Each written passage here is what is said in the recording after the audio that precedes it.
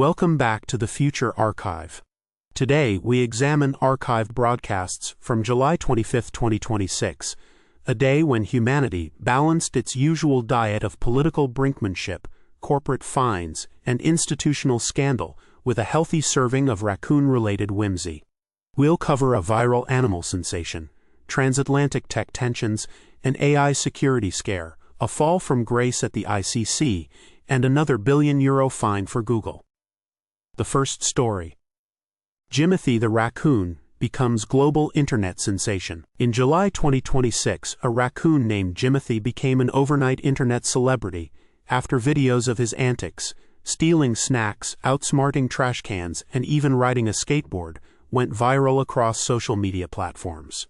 The raccoon, first spotted in a suburban neighborhood in Ohio, was adopted by a local wildlife rehabilitation center, which documented his exploits online.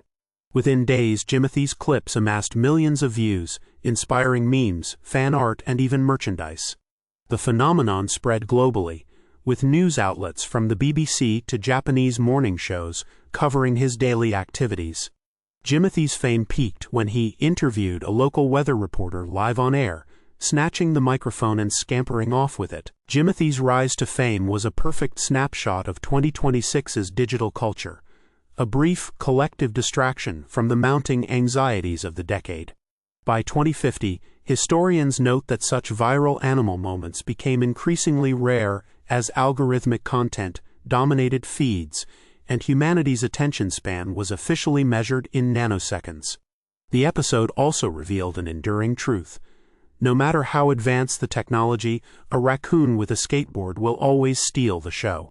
The Wildlife Center later reported that Jimothy's enclosure required additional locks after he learned to pick them. Some things never change. Humanity still prefers raccoons to spreadsheets. The second story.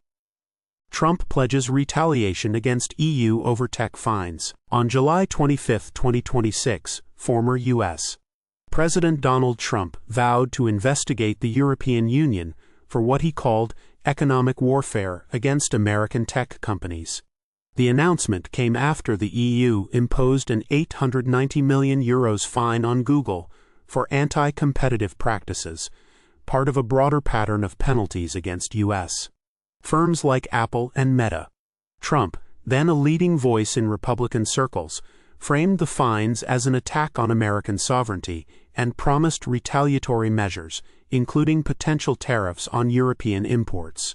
The statement escalated tensions in an already strained transatlantic relationship, with EU officials dismissing the threats as political theater. This was classic 2026, a former president leveraging corporate grievances to rally a base, while the EU doubled down on its role as the world's de facto tech regulator. By 2050, the US and EU would eventually align on digital governance, after a decade of trade skirmishes, mutual fines, and one memorable incident where an AI safety committee was formed but forgot to invite the AI.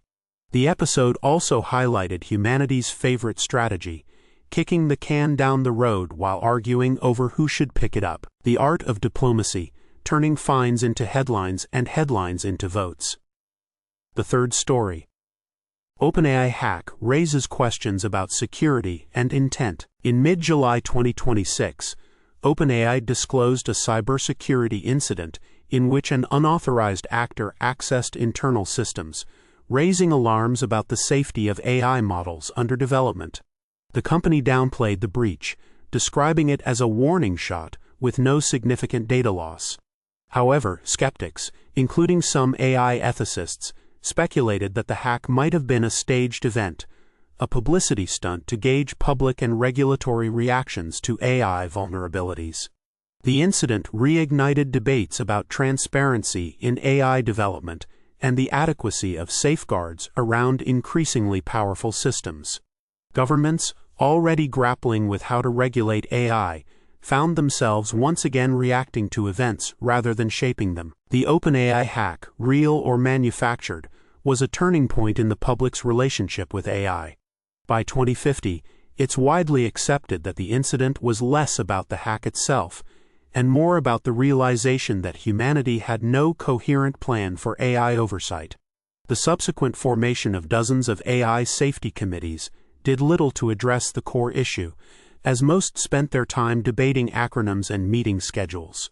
Evidence later suggested an intern may have left a digital door ajar, but by then, the intern had become a scapegoat for the century. The first rule of AI security: assume the AI is already in the room. The fourth story. ICC Chief Prosecutor removed amid sexual misconduct allegations. On July 25, 2026, the International Criminal Court announced the removal of its chief prosecutor, Karim Khan, following an internal investigation into sexual misconduct allegations. The allegations, brought forward by multiple staff members, described a pattern of inappropriate behavior spanning several years. The ICC's oversight body acted swiftly, stating that the court's credibility depended on holding its leadership to the highest ethical standards. The scandal sent shockwaves through the international legal community, as the ICC had long positioned itself as a beacon of accountability. Critics argued that the case exposed systemic failures in the court's own governance. The ICC scandal was a stark reminder that even institutions built on the principles of justice are not immune to the flaws of those who run them. By 2050, the court had implemented sweeping reforms, though historians note that its moral authority never fully recovered. The episode also underscored a painful irony. An institution designed to prosecute war crimes struggled to police its own halls. Mistakes were made, as they often are, and the lesson, if there was one, was that power, even in the pursuit of justice, requires checks. Accountability, it turns out, is easier to demand than to practice. The fifth story. EU fines Google €890 million for anti-competitive practices. The European Commission fined Google €890 million on July 25, 2026, for favoring its own apps and services over those of competitors in its App Store and search results. The ruling was the latest in a long line of EU actions against Google, following fines totaling over €8 billion in the previous decade. The Commission found that Google's practices stifled innovation and harmed consumers by limiting choice. Google announced it would appeal the decision, arguing that its practices benefited users and that the fine was disproportionate. The case reignited debates about the power of tech giants and the effectiveness of regulatory efforts to curb their dominance. The Google fine was a textbook example of the subscription wars of the 2020s, where regulators and corporations engaged in a cyclical dance of rule-breaking, fining, and appealing. By 2050, Google's parent company, Alphabet, would be a shadow of its former self, having been gradually dismantled by a combination of regulation, market forces, and its own inability to resist charging users for previously free features. The fine also highlighted a growing trend. As AI became central to every industry, the lines between competition and monopoly grew blurrier, and regulators found themselves perpetually playing catch-up. The only thing more persistent than Google's dominance was the EU's determination to fine it. July 25, 2026 was a day of contradictions. Humanity laughed at a raccoon, fumed at its institutions, and debated the future of technology, all while the future quietly took notes. The past, as always, is not going anywhere. This has been the Future Archive.